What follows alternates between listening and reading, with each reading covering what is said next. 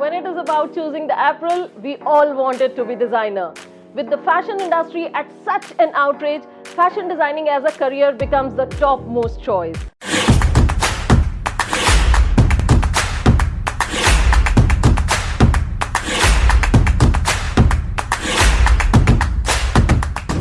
Hi, welcome to our series on fashion and styling. आज मैं आपके साथ सिर्फ फैशन ही नहीं, rather fashion designing as a career के बारे में बात करूंगी. I will share all the information that I feel will help you in making the right choice for yourself और even your kids जो कि इस लाइन में जाना चाहते हैं. So इस वीडियो के एंड तक बने रहिए. आजकल बहुत सारे स्टूडेंट्स हैं who want to opt for fashion designing. इसका सबसे पहले जो रीजन है, fashion designers are very much in demand. इस करियर में आगे बहुत ऑप्शंस हैं जो एक स्टूडेंट अवेल कर सकता है. देन अनदर रीजन इज जो क्रिएटिव लोग हैं who have an interest into designing and garments, उनके लिए ये बेस्ट ऑप्शन है. This is the best way to express their creativity and dress up people.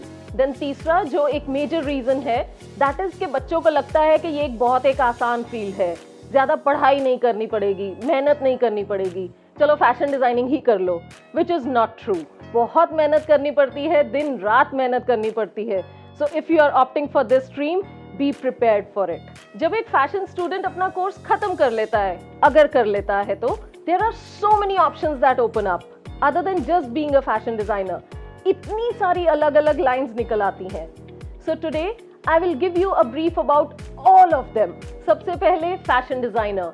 एक डिजाइनर का काम होता है डिजाइन तैयार करने, फैब्रिक सिलेक्ट करने, कलर्स डिसाइड करना, कट्स डिसाइड करना, एक कंप्लीट कलेक्शन को कंपाइल करना. देन डिजाइनर को असिस्ट करने के लिए आ जाते हैं असिस्टेंट डिजाइनर्स. कोई भी स्टूडेंट जब एक फैशन डिजाइनर बन के निकलता है, सबसे पहले असिस्टेंट डिजाइनर की जॉब पे ही लगता है. एक असिस्टेंट डिजाइनर ने अपने सीनियर डिजाइनर को हर एक प्रोसेस ऑफ प्रोडक्शन में, प्रोसेस ऑफ डिजाइनिंग में असिस्ट करना होता है.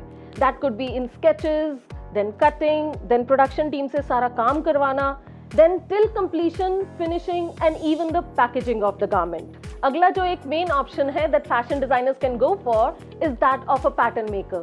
कोई भी डिजाइन जब तैयार होना है, उसको जब प्रोडक्शन में डालना है, तो सबसे पहले उसके पैटर्न्स कटेंगे. एंड एक पैटर्न मेकर का जॉब बहुत हाई रिस्पॉन्सिबिलिटी वाला होता है, because the patterns have to be accurate and perfect. अगर पैटर्न्स में कुछ गलती होती है, कुछ गड़बड़ होती है, तो सारा आउटफिट खराब हो सकता है. We cannot really categorize कि इसका ज्यादा मुश्किल काम है एंड इसका कम मुश्किल काम है. हर किसी के अपने रिस्क एंड रिस्पॉन्सिबिलिटीज होती हैं. Now when the collection is ready, उसके बाद प्रोसेस शुरू होता है उस कलेक्शन को कस्टमर्स तक पहुंचाने का. ये काम होता है एक मर्चेंडाइजर का.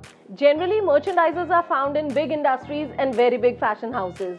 एक मर्चेंडाइजर ही होता है जो डिसाइड करता है कि एक ब्रांड की उस सीजन में लुक क्या रहेगी, कलेक्शन कैसी बनेगी, क्या डिजाइन्स बनेंगे, हमें कैसी मार्केट को टारगेट करना है, कैसे क्लाइंट्स को टारगेट करना है.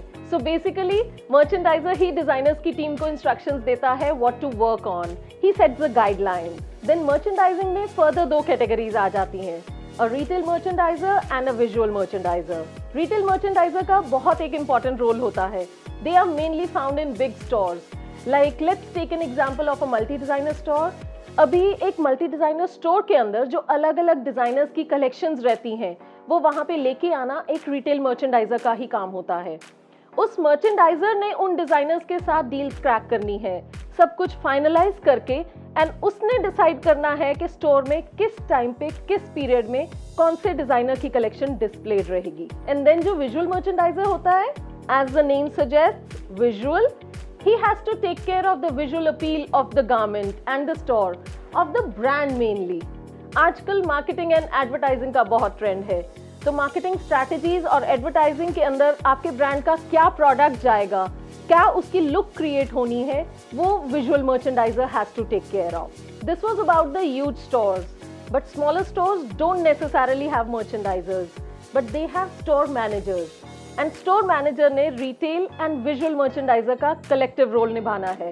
He has to take care of the sales and then he has to take care of the clients needs.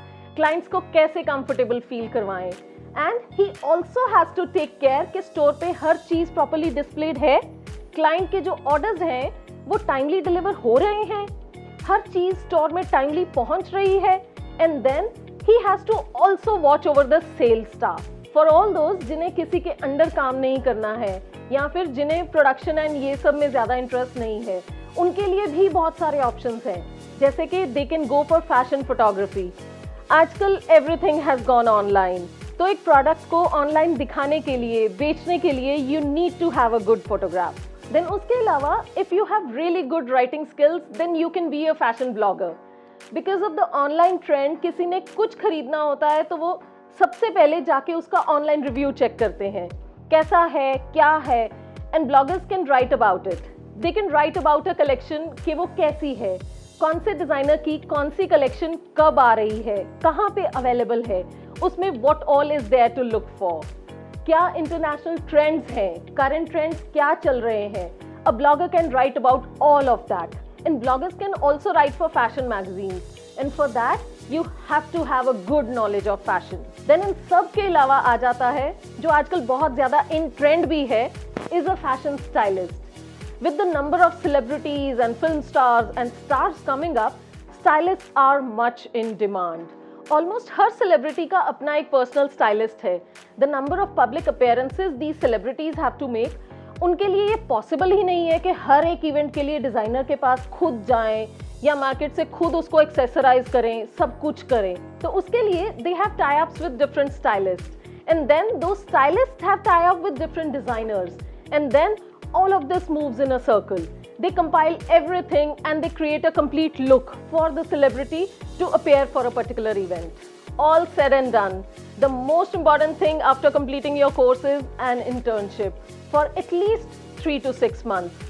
Internship के अंदर you will have to do all kinds of odd jobs. Maybe that could be folding the clothes or files maintain करना, शायद कभी चाय coffee भी बनानी पड़े, and maybe कभी बैठ के स्टिचिंग भी करनी पड़े, हेमिंग भी करनी पड़े। It involves all kinds of jobs. आपको हर तरह का एक्सपोजर मिल जाता है, and plus एक क्लैरिटी मिल जाती है कि आपका अपना इंटरेस्ट किधर है। Once you're in the practical field तो ज़्यादा क्लियर पता चल जाता है।